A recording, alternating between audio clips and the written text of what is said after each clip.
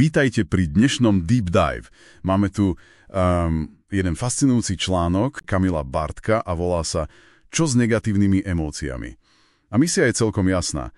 Zistiť, prečo je to delenie emócií na tie dobré a zlé vlastne, tak trochu pasca. Určite.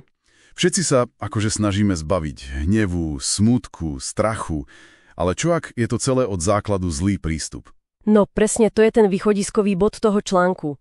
Že už to samotné slovo, negatívna, je problém. Ako to?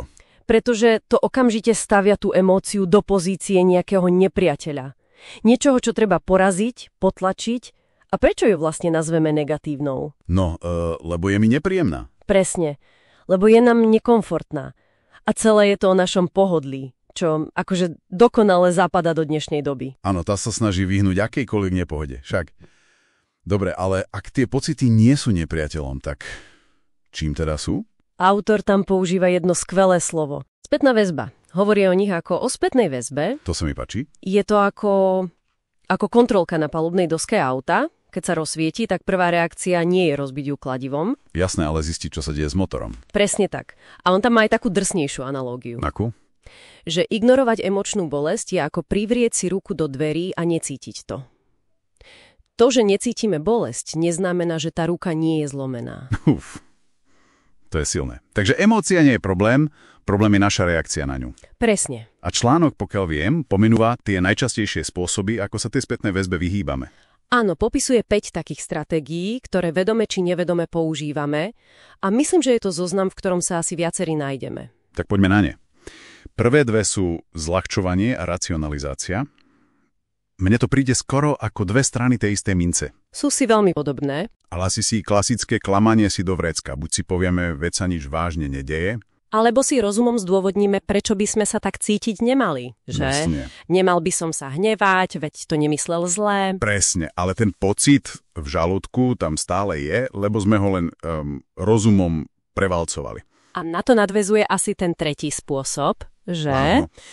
Toxický pozitivizmus. Áno, to známe, myslí pozitívne za každú cenu. V podstate si len nalepíme takú usmievavú nálepku na tú blikajúcu kontrolku. Presne tak.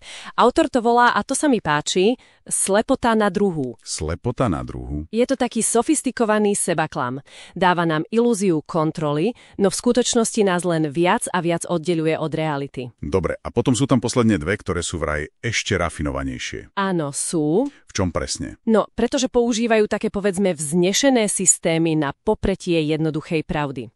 Štvrtou sú náboženské klišé. Aha, čiže niečo ako Boh to tak chcel, alebo všetko je súčasť nejakého vyššieho plánu. Presne. Viera sa tu nepoužíva na to, aby bolesť pomohla spracovať, ale aby ju vlastne obišla. Rozumiem. A tá piata?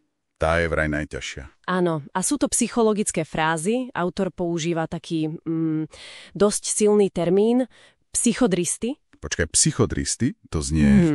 Takže niekto, kto má naštudované všetky teórie, ale... Ale v jeho živote sa nič nemení. Je to presne tak. Je to človek, ktorý ti vie dokonale zanalyzovať svoje detstvo, svoje traumy, vie pomenovať všetky emócie. Ale len o tom hovorí. Presne, zostáva len pri tej analýze. Nič necíti a hlavne nič nemení. Tá vedomosť sa stáva len ďalším spôsobom, ako sa vyhnúť skutočnému prežívaniu. Človek sa v tom zozname celkom ľahko nájde. Minimálne v 2 bodoch som sa spoznal okamžite. Myslím, že všetci trochu. Takže, čo to všetko znamená? Aký je z toho hlavný odkaz? Že kľúčom nie je prestať cítiť bolesť, ale prestať s ňou bojovať. Prestať ju škatulkovať ako zlú. Aha. Bolesť nie je problém, je to katalizátor. Je to signál, ktorý nás, ak ho teda počúvame, môže doviesť k múdrosti a zrelosti. Čiže tá základná otázka by nemala byť, ako sa tohto pocitu zbavím? Nie. Skôr, čo sa mi tento pocit snaží povedať o mojom živote?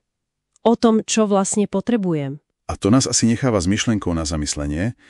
Ak sú naše najnepríjemnejšie emócie v skutočnosti poslancami, akú jednu správu sme sa doteraz snažili ignorovať? A čo by sa stalo, keby sme ju konečne začali počúvať?